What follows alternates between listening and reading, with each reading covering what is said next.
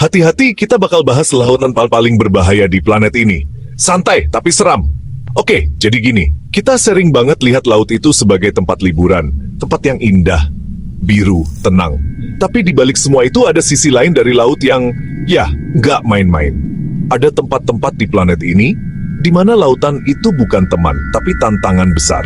Tempat di mana alam menunjukkan kekuatannya yang sebenarnya. Dan gue merasa kita perlu tahu ini. Bukan buat nakut-nakutin, tapi biar kita lebih respect sama kekuatan alam. Biar kita sadar, di balik keindahannya, ada bahaya yang nyata. Gue udah kumpulin 8 lokasi laut yang punya reputasi paling galak. Beberapa mungkin udah sering kalian dengar, beberapa mungkin baru. Kita akan lihat kenapa tempat-tempat ini dianggap berbahaya. Apa karena alamnya?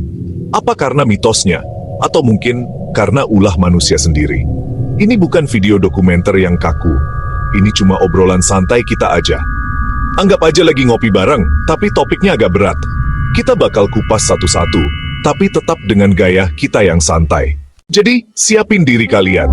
Kita nggak akan lama-lama kok. 5 menit yuk. Kita bakal jalan-jalan virtual ke sudut-sudut paling menantang di lautan dunia.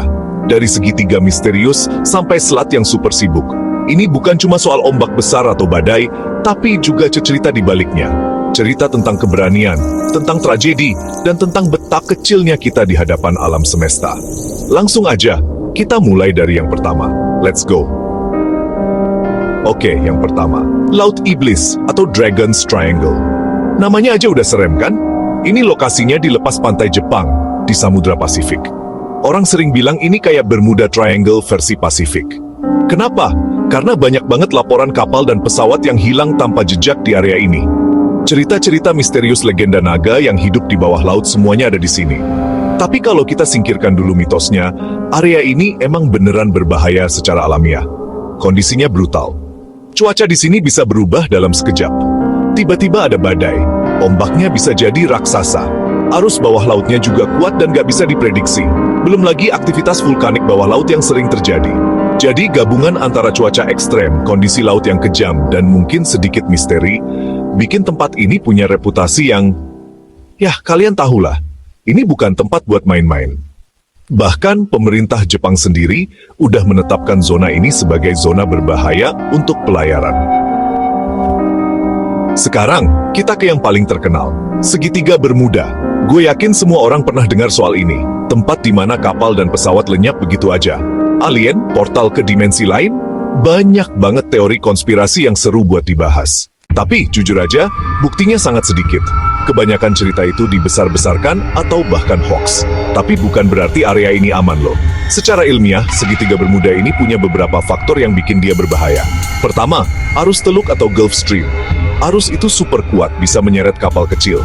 Kedua, cuaca, badai tropis, hurricane. Terus, topografi dasar lautnya juga kompleks, ada palung yang dalam banget. Jadi, kalau kapal tenggelam, kemungkinan besar nggak akan ditemukan. Jadi, lebih banyak fakta ilmiah daripada fiksi sebenarnya. Lanjut, kita ke utara. Jauh ke utara, ke Laut Bering. Tempat ini mungkin nggak punya mitos naga atau alien, tapi bahayanya sangat nyata. Apa itu? Dingin. Dingin yang ekstrem. Suhu udaranya bisa jauh di bawah nol, dan air lautnya, ya, hampir beku. Bayangin kalian ada di kapal di tengah lautan kayak gitu. Setiap ombak yang menghantam dek kapal bisa langsung membeku jadi es. Es itu nambahin beban ke kapal, bikin kapal jadi nggak stabil dan bisa terbalik. Mesin bisa mogok karena suhu yang terlalu dingin. Kabut tebal juga sering banget muncul, bikin jarak pandang jadi nol. Navigasi jadi super sulit. Buat manusia, bertahan di kondisi kayak gini itu hampir mustahil tanpa perlengkapan yang super canggih. Hipotermia bisa datang dalam hitungan menit. Ini adalah pertarungan konstan melawan alam yang beku dan tanpa ampun. Para nelayan kepiting di sini adalah orang-orang paling tangguh di planet ini. Titik. Chapter 4. Dari utara yang beku, kita terbang ke ujung selatan planet ini. Ke Samudra Selatan, Southern Ocean, yang mengelilingi Antartika. Kalau kalian cari ombak terbesar dan paling ganas di dunia, disinilah tempatnya. Nggak ada daratan yang menghalangi angin. Jadi angin bisa berhembus kencang mengelilingi seluruh benua. Hasilnya, gelombang raksasa, sering disebut rogue waves, bisa muncul kapan aja. Ombak setinggi gedung pencakar langit bukan hal aneh. Ditambah lagi, badai yang super kencang, angin yang bisa merobek layar kapal, gunung es yang paling bahaya.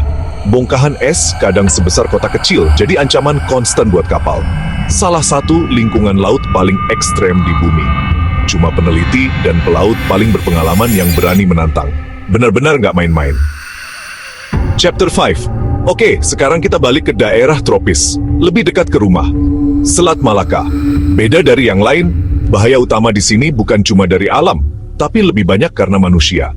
Coba bayangin, ini adalah salah satu jalur pelayaran paling sibuk di dunia. Ribuan kapal tanker raksasa, kapal kargo, kapal nelayan, semuanya lewat di sini setiap hari. Jalurnya sempit, arusnya lumayan kuat, dan banyak area dangkal. Kepadatan ini sendiri udah jadi risiko. Risiko tabrakan sangat tinggi. Tapi ada satu lagi faktor yang bikin selat ini terkenal berbahaya, perompakan. Ya, bajak laut modern. Meskipun sekarang keamanannya udah jauh lebih ketat, risikonya tetap ada. Jadi, di sini bahayanya adalah kombinasi unik antara alam yang menantang dan aktivitas manusia yang super padat, dan ya, kadang kriminal. Siapa yang nggak suka Laut Karibia? Airnya biru jernih, pantainya pasir putih, suasananya santai. Kelihatannya kayak surga. Tapi surga ini bisa berubah jadi neraka dalam sekejap. Kenapa? Karena Karibia adalah sarang badai. Ini adalah tempat lahirnya banyak badai tropis. Hurricane dahsyat yang kemudian bergerak ke utara menuju Amerika. Setiap tahun, dari Juni sampai November, area ini ada di bawah ancaman konstan. Saat badai datang, laut yang tadinya tenang bisa berubah jadi ombak yang menggulung-gulung. Anginnya bisa menghancurkan apa aja. Tapi bukan cuma itu. Di bawah permukaan, banyak terumbu karang yang dangkal dan gak terpetakan dengan baik. Buat kapal-kapal, ini jebakan yang mematikan. Ditambah lagi arus bawah yang bisa nggak terduga. Jadi, di balik fotonya yang Instagramable, Laut Karibia menyimpan potensi bahaya yang serius. Cantik, tapi bisa tiba-tiba berubah jadi sangat berbahaya. Sekarang kita kembali ke Asia Timur, ke Laut Jepang, atau yang juga dikenal sebagai Laut Timur, khususnya di sekitar Selat Tsushima, yang memisahkan Jepang dan Korea. Area ini punya reputasi yang cukup galak, terutama saat musim-musim tertentu. Bahaya utamanya datang dari kombinasi arus yang kuat dan cuaca yang nggak bisa ditebak. Arus Tsushima, cabang dari arus Kuroshio yang hangat, mengalir deras lewat selat yang sempit ini. Arus ini, saat bertemu dengan angin muson yang kencang, terutama di musim dingin, bisa menciptakan ombak yang sangat curam dan berbahaya. Badai topan juga sering lewat di area ini selama musim panas dan gugur. Kondisinya bisa berubah dari tenang jadi kacau dalam waktu singkat. Ditambah lagi, ada beberapa terumbu karang dan perairan dangkal yang jadi tantangan ekstra buat navigasi. Ini adalah perairan yang menuntut kewaspadaan tingkat tinggi dari para pelaut. Terakhir, kita ke salah satu lautan paling legendaris dan paling ditakuti sepanjang sejarah, Atlantik Utara. Ini adalah panggung bagi banyak tragedi maritim. Yang paling terkenal, Titanic. Tapi kenapa begitu berbahaya? Di musim dingin, Atlantik Utara jadi monster. Badai musim dingin bisa membawa angin berkekuatan hurricane, dan ombak bisa setinggi puluhan meter. Suhu airnya sangat dingin. Kesempatan bertahan hidup kalau jatuh ke air hampir nol. Kabut tebal juga masalah besar, terutama di dekat Newfoundland. Di sana arus dingin Labrador bertemu arus hangat Gulf Stream. Itu menciptakan dinding kabut. Gunung es dari Greenland sering terbawa ke jalur pelayaran. Jadi bayangkan, badai dahsyat, ombak raksasa, kabut tebal, gunung es. Atlantik Utara adalah ujian akhir bagi kapal dan pelaut. Sejarah membuktikannya berkali-kali. Itu dia, 8 laut yang bisa dibilang paling berbahaya versi santai. Dari misteri Dragon's Triangle sampai badai brutal di Atlantik Utara. Setiap tempat punya ceritanya sendiri, punya tantangannya sendiri.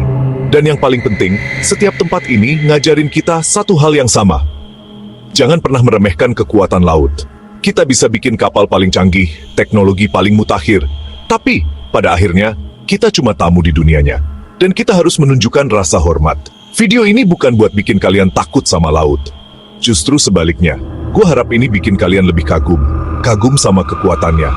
Kagum sama keindahannya. Kagum sama misterinya. Lautan adalah bagian vital dari planet kita, dan memahaminya, baik sisi indah maupun sisi berbahayanya, adalah bagian dari cara kita menghargainya. Ini pengingat bahwa di luar sana, ada kekuatan yang jauh lebih besar dari kita, dan itu sesuatu yang harus kita sadari.